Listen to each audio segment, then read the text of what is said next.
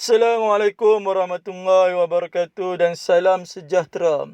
Hari ini kita akan belajar tingkatan 5. Bab 7, Sistem Pemerintahan dan Pentadbiran Negara Malaysia. Di bawah tajuk kecilnya, Kuasa Pemerintahan, iaitu Badan Perundangan. Sebelum cikgu mengajar, cikgu nak minta semua guru dan pelajar-pelajar untuk subscribe video cikgu ni agar cikgu boleh menambah lagi tajuk-tajuk yang lain. Tengok, kuasa pemerintahan di Malaysia terbahagi kepada 3 badan. Yang pertama, Badan Perundangan. Yang kedua, Badan Pelaksana. Dan yang ketiga, Badan Kehakiman. Hari ini kita akan memberi tumpuan kepada Badan Perundangan dahulu.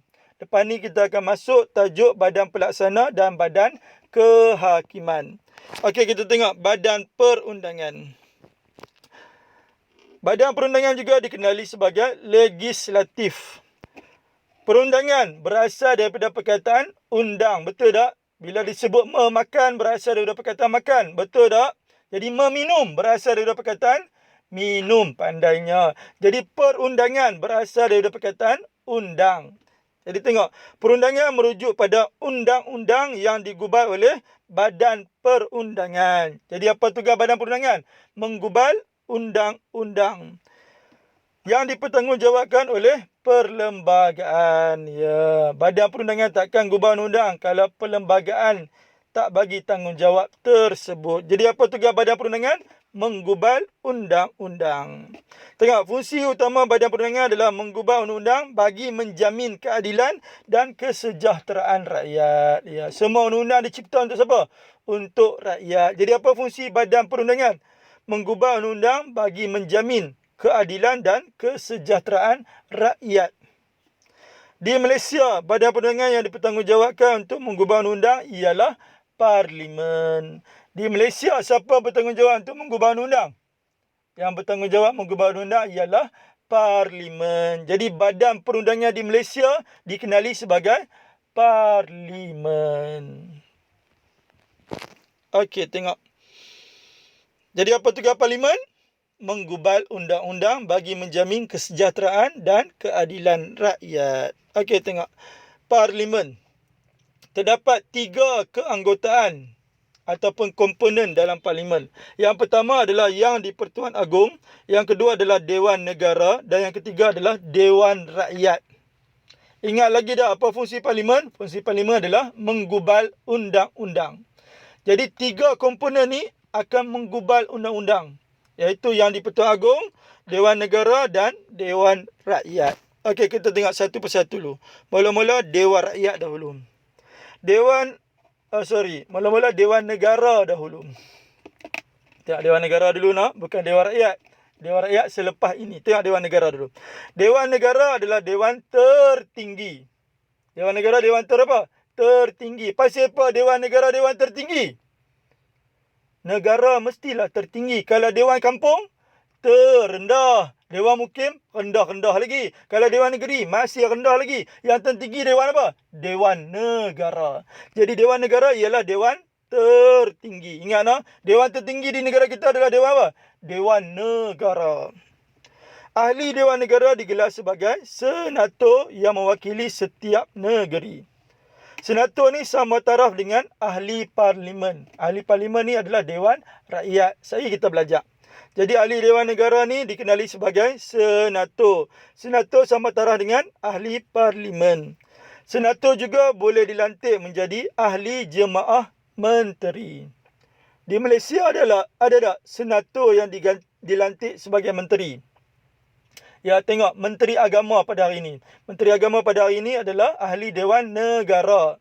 Dia boleh tak dilantik menjadi menteri? Boleh. Dia menjadi menteri apa lah ni? Menteri Agama, iaitu Dr. Zulkifli ataupun Ustaz Zulkifli. Dia Menteri Agama. Jadi cikgu ulang balik. Dewan Negara adalah dewan tertinggi. Ahli Dewan Negara digelar sebagai senator mewakili setiap negeri. Mereka ni sama taraf dengan ahli parlimen. Ahli Dewan Negara boleh dilantik menjadi jemaah menteri, ataupun senator boleh dilantik menjadi jemaah menteri. Tengok, ahli Dewan Negara ada 69 orang semuanya. Mereka memegang jawatan selama 3 tahun dan berumur sekurang-kurangnya 30 tahun dan ke atas.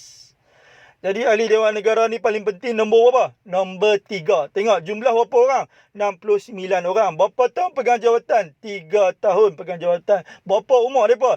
30 tahun dan ke atas. Cikgu ulang balik no. Dewan Negara ni dewan terapa? Tertinggi. Bagus. Ahli Dewan Negara digelar sebagai senator mewakili setiap negeri. Mereka ni sama taraf dengan ahli parlimen. Dan senator boleh dilantik sebagai jemaah menteri ataupun boleh dilantik sebagai menteri. Dewan Negara paling penting nombor berapa? Nombor 3. Pasal apa nombor 3? Jumlah dia ada 69. Berapa tahun pegang jawatan? 3 tahun. Umur berapa tahun? Sekurang-kurangnya 30 tahun. Tengok, pelantikan ahli Dewan Negara. Ahli Dewan Negara dilantik oleh Yang di-Pertuan Agong. Nama pun ahli Dewan Negara. Jadi siapa yang lantik? Mestilah Agong yang lantik. Takkan Tok Penghulu nak lantik. Jadi ahli Dewan Negara siapa yang lantik? Yang di-Pertuan Agong. Mereka ni tidak melalui pilihan raya. Agong lantik tu raya, tak payah masuk pilihan raya. Agong lantik di kalangan individu yang telah memberikan sumbangan yang cemerlang dalam pelbagai bidang seperti perkhidmatan awam, perniagaan, perusahaan dan lain-lain. Bermaksud orang yang nak dilantik sebagai ahli Dewan Negara ni mestilah orang yang sangat cemerlang dalam bidang mereka. Contoh, kalau Siti Nurhaliza tu cemerlang tak dalam bidang dia? Ya, cemerlang dalam bidang nyanyian. Jadi dia layak tak menjadi ahli Dewan Negara? Sangat layak. Kalau Datuk Rosyamno tu layak tak menjadi senator? Ya, layak. Pasal apa layak? Sebab dia cemerlang dalam bidang lakonan. Ingatlah, orang yang cemerlang dalam bidang mereka ni layak untuk menjadi ahli Dewan Negara. Jadi cikgu ulang balik. Jadi Dewan Negara ni adalah dewan tertinggi. Bagus. Ahli Dewan Negara digelar sebagai senator mewakili negeri masing-masing. Ahli Dewan Negara juga setaraf dengan ahli parlimen. Senator boleh dilantik menjadi jemaah menteri. Dewan Negara paling penting nombor berapa? Nombor 3. Kenapa nombor 3? Ada 69 orang ahli. Pegang jawatan 3 tahun. Berumur 30 tahun sekurang-kurangnya. Ahli Dewan Negara siapa yang lantik? Yang di-Pertuan Agong lantik tanpa melalui pilihan raya. Mereka ni mestilah cemerlang dalam bidang masing-masing. Seperti perkhidmatan awam, perusahaan, pertanian dan lain-lain. Okey, seterusnya kita tengok Dewan Rakyat. Kalau Dewan Negara, dewan tertinggi. Pasti apa tinggi? Sebab dia melibatkan negara, mesti tinggi. Jadi kalau Dewan Rakyat ni dewan terpenting. Ingat, dalam negara paling penting siapa? Paling penting adalah rakyat. Rakyat mesti didahulukan. Jadi paling penting rakyat. Jadi Dewan Rakyat dewan terpenting. Kenapa terpenting? Kerana ahlinya dipilih oleh rakyat sendiri dalam pilihan raya umum. Jadi Dewan Rakyat dewan terpenting. Pasal apa penting? Sebab ahli Dewan Rakyat dipilih oleh rakyat dalam pilihan raya umum. Jadi dewan apa? Dewan terpenting. Dewan Rakyat. Dewan Negara dewan apa? Dewan tertinggi. Dua-dua ni ter. Ingat tak? Dua-dua dewan ni ada ter. Beza dia terpenting dengan tertinggi. Siapa tertinggi? Dewan Negara. Siapa terpenting? Dewan Rakyat. Tengok, ahli Dewan Rakyat digelar sebagai ahli parlimen. Kalau Dewan Negara digelar sebagai apa ni? Digelar sebagai senator. Ahli Dewan Rakyat berjumlah 219 orang.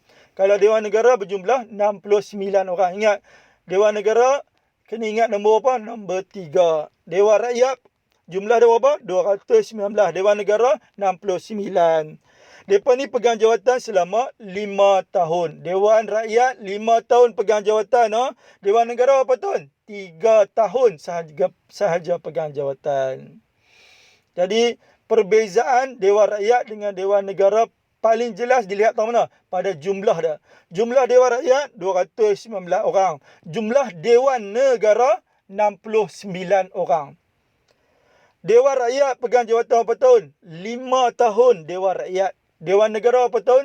3 tahun Dewan Negara.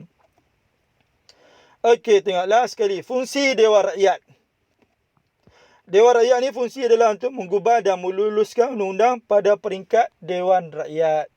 Dalam parlimen semua ada berapa peringkat? Ada 3 peringkat.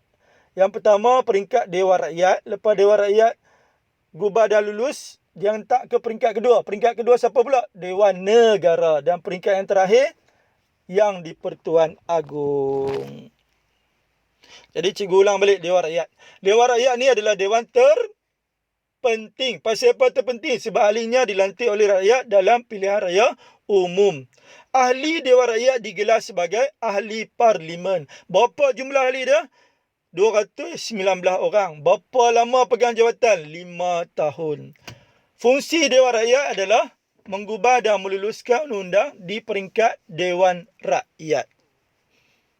Lepas Dewan Rakyat lulus, dah jadi undang-undang ke? Tak lagi. Kena hantar ke Dewan Negara pula. Last kali, yang di-Pertuan Agong. Okey, tengok seterusnya.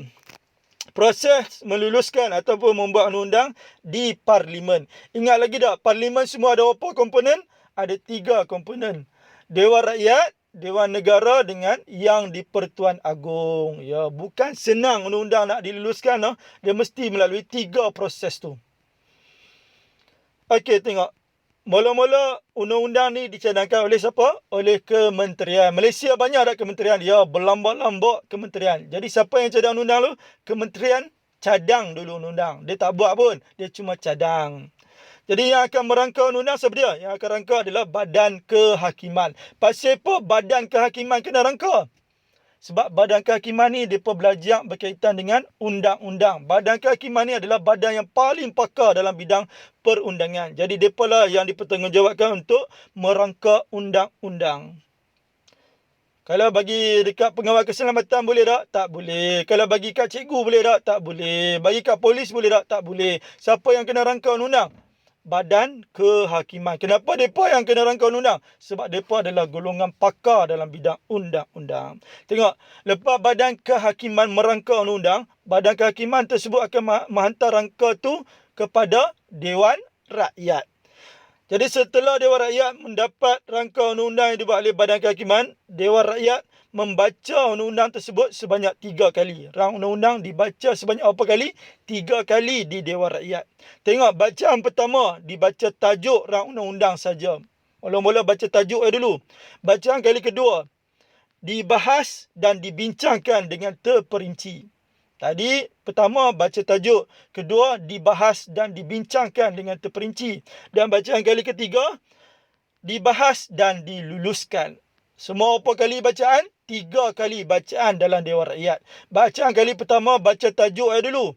Bacaan kali kedua dibahas dan dibincangkan dengan terperinci. Bacaan kali ketiga dibahas dan diluluskan. Lepas Dewan Rakyat lulus, Dewan Rakyat menghantar undang-undang tersebut ke Dewan Negara. Dan Dewan Negara juga melalui proses yang sama seperti Dewan Rakyat untuk meluluskan undang-undang tersebut. Berapa proses Dewan Negara pula buat? 3 juga proses, iaitu 3 kali pembacaan. Bacaan kali pertama Dewan Negara buat apa? Baca tajuk je dulu. Bacaan kali kedua Dewan Negara buat apa? Bahas dan bincang dengan terperinci. Dan bacaan kali ketiga Dewan Negara buat apa? Bahas dan luluskan. Jadi proses untuk luluskan undang-undang di Dewan Negara dengan Dewan Rakyat sama ke beza? Sama sahaja. Berapa kali pembacaan? 3 kali pembacaan di dua-dua Dewan. Ingat lagi tak bacaan kali pertama baca apa? Baca tajuk. Bacaan kali kedua bahas dan bincang dengan terperinci. Bacaan kali ketiga bahas lagi dan diluluskan. Setelah Dewan Negara luluskan, undang-undang tersebut dihantar kepada Yang di-Pertuan Agong. Proses yang terakhir hantar ke Yang di-Pertuan Agong untuk diperkenan dan diletakkan cok mohon. Akhirnya undang-undang tersebut diwartakan dalam Warta Negara. Itu sahaja. Okey, kita buat ulang kaji sikit tentang proses meluluskan undang-undang. Tengok, Semua sekali ada 6 proses nak lulu undang-undang. Paling penting nak lulu undang-undang, kena buat di mana? Paling penting sekali, di Parlimen. Tengok yang warna merah tu. Parlimen semua ada berapa komponen? 3 komponen. Dewan Rakyat, Dewan Negara dengan yang di Pertuan Agong. Tak ada ketiga-tiga komponen dalam Parlimen ni, maka tak akan ada undang-undang. Tak akan sah sesuatu undang-undang tersebut.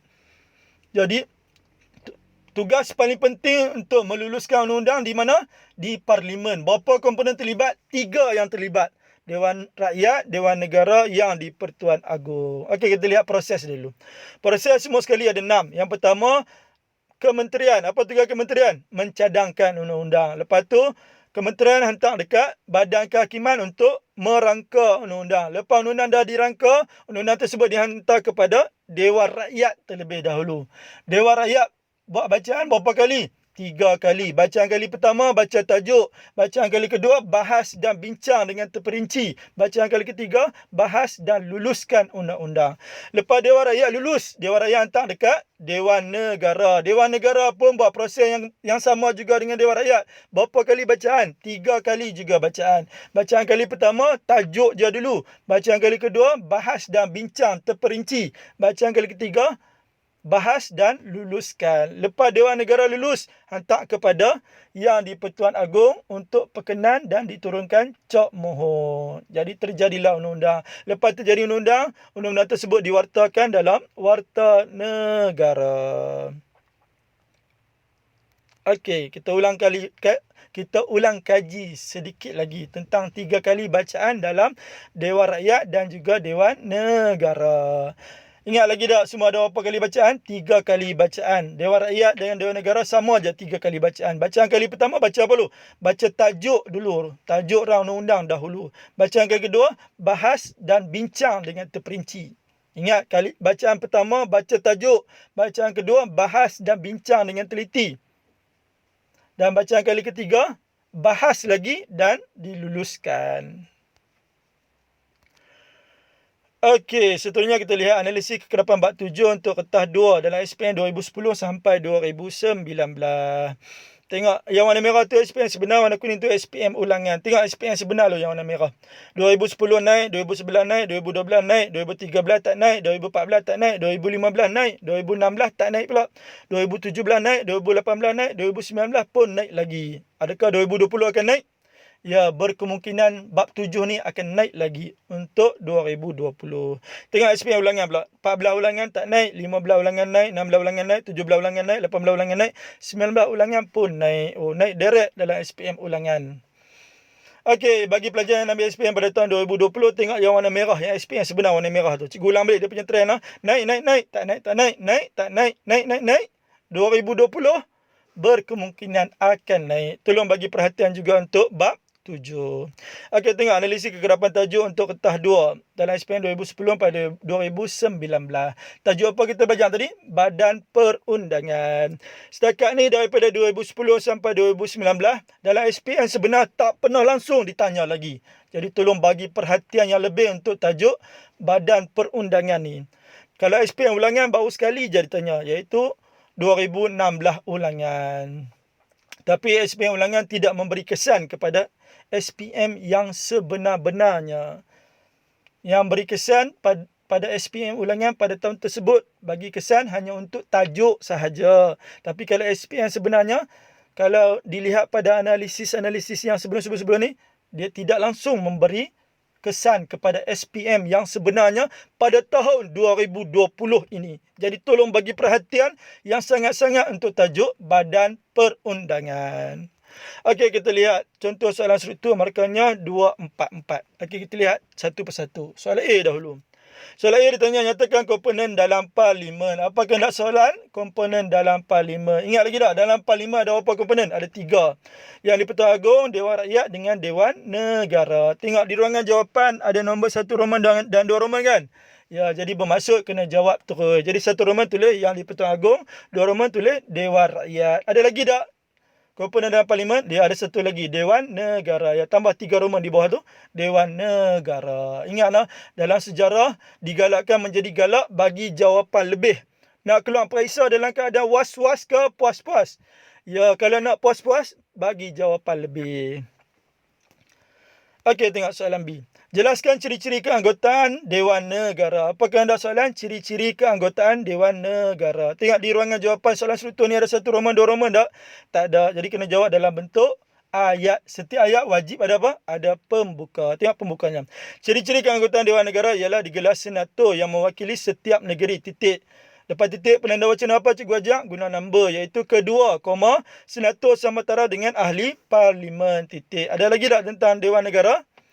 Ada lagi. Ingat Dewan Negara kena guna nombor apa? Nombor 3. Jadi lepas titik, lepas kedua, ketiga, jumlah ahli Dewan Negara ialah 69 orang. Titik. Lepas ketiga, keempat, ahli Dewan Negara memegang jawatan selama 3 tahun. Titik. Lepas keempat, kelima, ahli Dewan Negara mestilah berumur sekurang-kurangnya 30 tahun. Lepas kelima, keenam, ahli Dewan Negara dilantik oleh Yang di-Pertuan Agong tanpa melalui pilihan raya. Dan ketujuh, ahli Dewan Negara merupakan orang yang memberi sumbangan dalam bidang masing-masing seperti pertanian, perusahaan, perkhidmatan awam dan lain-lain. Okey, macam mana pula nak urai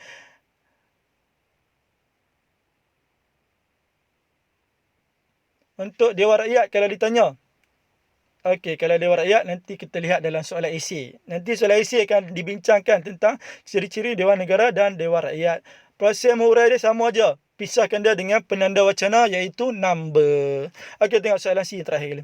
Sekiranya anda seorang ahli Dewan Rakyat, sekiranya anda seorang ahli Dewan Rakyat, apakah sumbangan anda kepada masyarakat setempat? Apakah anda soalan Dewan Rakyat? Kalau kita jadi ahli Dewan Rakyat, apa sumbangan kita kepada masyarakat? Okey, tengok di ruangan jawapan soalan struktur ni ada satu roman, dua roman tak? Tak ada. Jadi kena jawab dalam bentuk ayat. Setiap ayat wajib ada apa?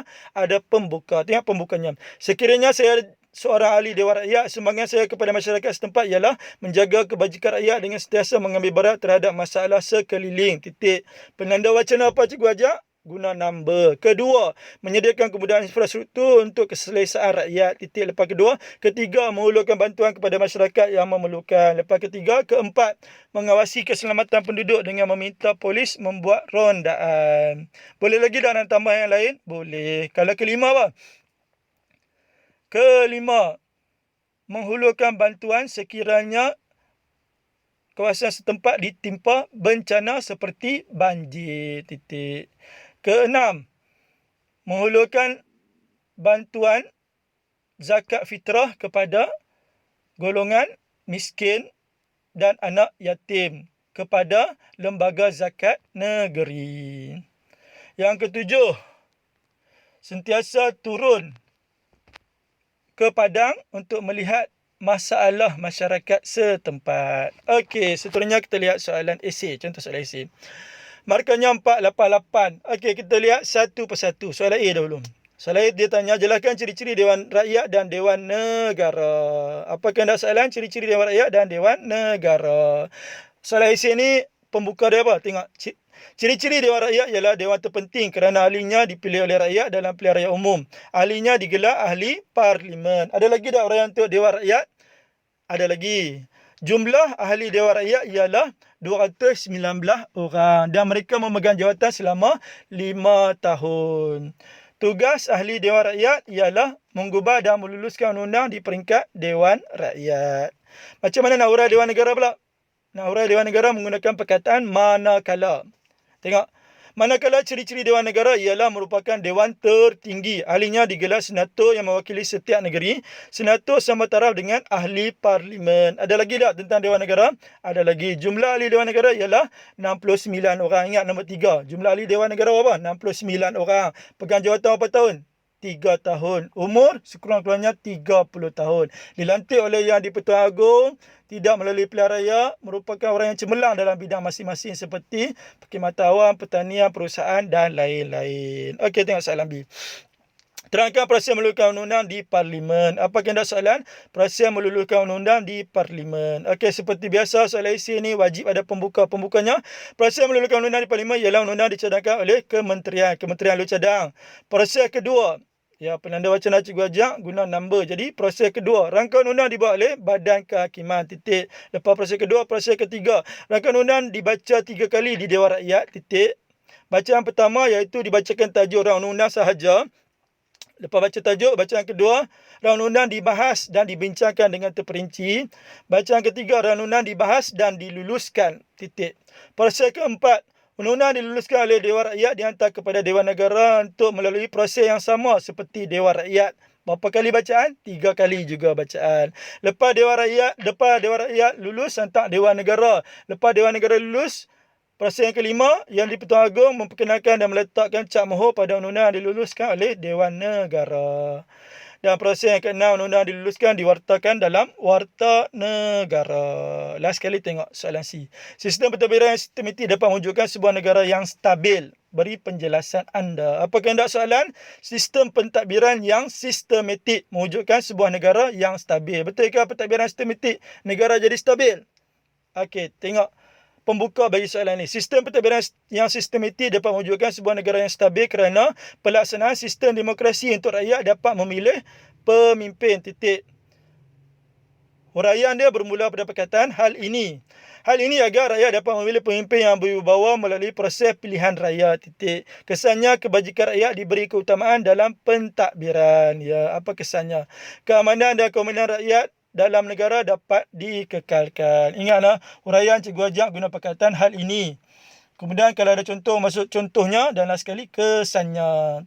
Boleh tambah satu lagi, huraian yang lebih mendalam. Seperti dalam soalan pertama ni, huraian lebih mendalam apa? Keamanan dan keamanan dalam negara dapat dikekalkan. Tengok. Isi yang kedua. Kedua, melaksanakan pengagihan kuasa yang telus antara kerajaan pusat dan negeri. Huraiannya, hal ini dapat melahirkan pegawai kerajaan yang berintegriti dan memerangi salah laku dalam bidang pentadbiran. Titik. Contohnya, membenteras jenayah rasuah. Last sekali, kesannya, mutu perkhidmatan bertambah baik dan cekap. Okey, tengok. Isi yang ketiga. Ketiga, penggunaan perkhidmatan yang luas melalui pelbagai sumber. Contohnya, ya, kalau nak start contoh yang dulu pun boleh, huraian pun boleh. Pastikan ada 4 perkara tu. Kalau tak nak 4 perkara tu, kalau tak nak isi, tak nak huraian, tak nak contoh, tak ada juga kesan, kalau tak ada 4-4 tu, boleh pun masuk 3 sahaja. Masuk isi, huraian, contoh. Kalau tak ada 3, boleh masuk 2 saja. Isi dan juga huraian. Kalau isi, huraian, kena bawa masuk banyak. Kalau 8 markah, kena bawa masuk 4 isi, 4 huraian. Kalau bawa masuk lebih boleh tak? Ya, digalakkan menjadi galak bagi jawapan lebih. Okey, kita berbalik kepada isi ketiga tadi. Ketiga, penggunaan perkhidmatan yang luas melalui pelbagai sumber. Contohnya, penggunaan perkhidmatan secara meluas. Hal ini agar penyampaian maklumat lebih mudah disampaikan kepada masyarakat. Kesannya, mengurangkan kerana birokrasi dalam pentadbiran. Okey, dalam soalan esei ni, soalan esei C yang kebat ni sengaja cikgu bagi jawapan lebih. Kalau pelajar bagi 2 isi, 2 huraian, 2 contoh, 2 kesan pun dah cukup dah. Di sini cikgu sengaja bagi sampai 3 isi agar pelajar dapat mempunyai jawapan yang pelbagai. Okey, hanya sekadar itu sahaja daripada cikgu. Kita jumpa lagi dalam kelas sejarah seterusnya. Permintaan cikgu yang terakhir, tolong subscribe video cikgu ni agar cikgu boleh menambah lagi tajuk-tajuk yang lain. Sekian, wabillah taufiq wa hidayah. Assalamualaikum warahmatullahi wabarakatuh.